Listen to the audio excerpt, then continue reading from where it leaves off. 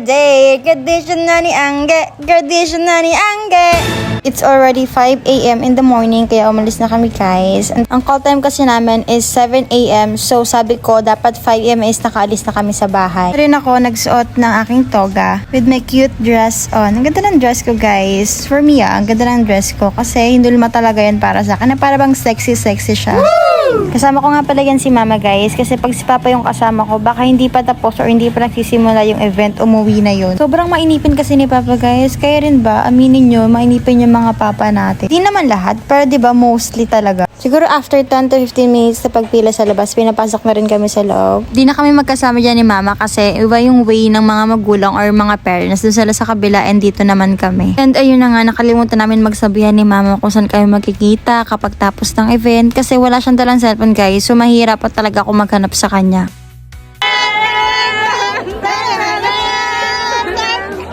Inaantay ko nga pala dito yung mga friends ko kasi nga nasa baba pa sila at di pa sila umaakyat. Nag-graduate na. Nag-graduate na to. Alexa.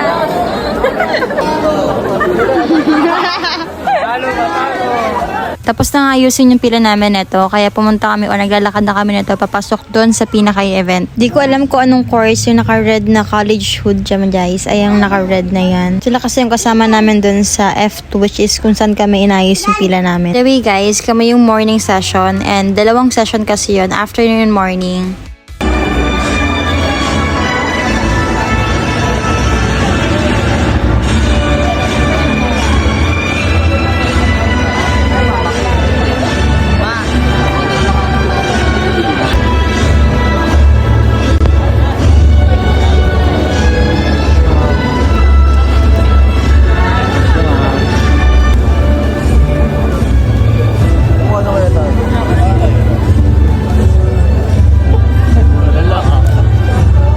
Dito na ako sa pwesto namin guys kung saan nakapwesto yung mga Bachelor in Criminology students. Hanggang dyan guys, si mama pa rin ang hinahanap ko. Simula si mama. Pwede na mo po. Hi, thank you Lord. I, Dr. Elena E. Presley, Officer in Charge, Office of the University President, of bawat klase ng Luzon ng Muntinlupa, hereby declare you graduates.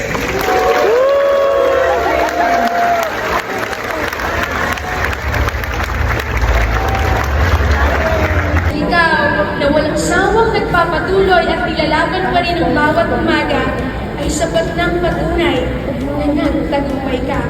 Start of giving diplomas lalo sa IT students na sobrang dami nila guys. 1,000 IT students yan guys. As in 1,000. IT student lang yan ah. M na. M. 600 na. Tagal pa. 30 minutes. Tulog ka muna 30 minutes. Tagal pa no? Oo nga, tapos. Gandito yan. Tulog ka muna 30 minutes. Gigisingin na lang kita. Dami ko na lang.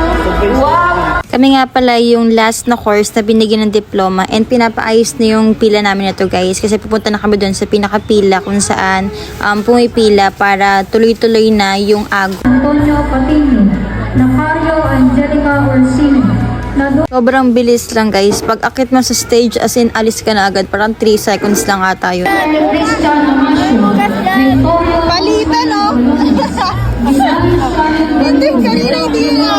Hindi na akma yung mga binibigyan na diploma kasi nga medyo mabilis, minsan mabagal, ganun yung ano niya. Kaya anong nangyayari guys, yung di namin diploma nakuha namin. Sa mga oras na to guys, nanunumpa na kami na hindi na kami magbibig sa gabi sa mga boyfriend namin. Sorry, yes!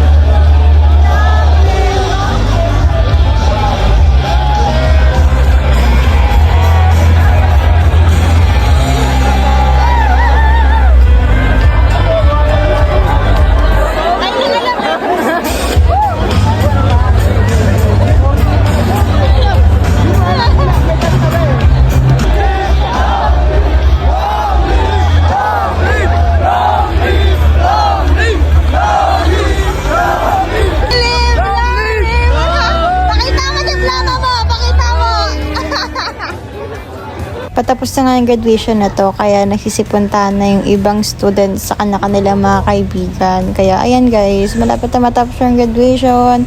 Wala lang, parang kung feeling ko normal lang siya, parang ewan ko, parang nothing special, parang ganon, ewan ko.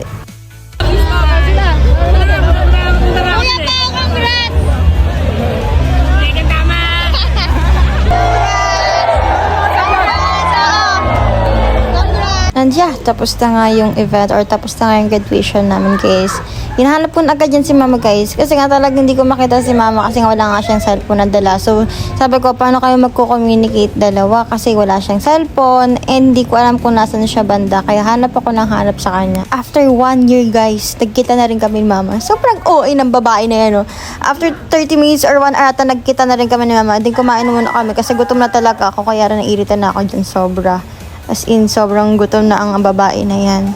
Thank you Lord sa blessing. Nag-uusap na kami dyan ni mama guys kung paano kami naghanapan, kung saan kami nag-ikutan, kung nakailang ulit na siya or nakaimbalak na siya dun sa pinaka-event. Nag-picture-picture nga muna ako dyan guys. Ito ang cute dress ko and then yung sa toga kasi nga wala pa akong picture. Hindi na kasi ako nakapag-picture sa mga iba kong friends. Gawa nang hinahanap ko nga si mama. Mas inuna ko si mama kaysa sa kanila. Binigyan ko lang yung sarili ko ng moment para suotin or i-post-post yung toga na yan. Kasi ilang years yan bago ko nakuha yan or bago ko nasuot yan. Nag-CR nga muna kami dyan guys kasi nasi-CR na ako. Naiihi na ang babae kaya pumunta muna kami dyan habang inaantay ko rin yung book for Grab kasi nag-book na lang ako. Ayun lang naman. Thank you Lord for another achievement. Thank you guys for watching. I love you so much. Mwah!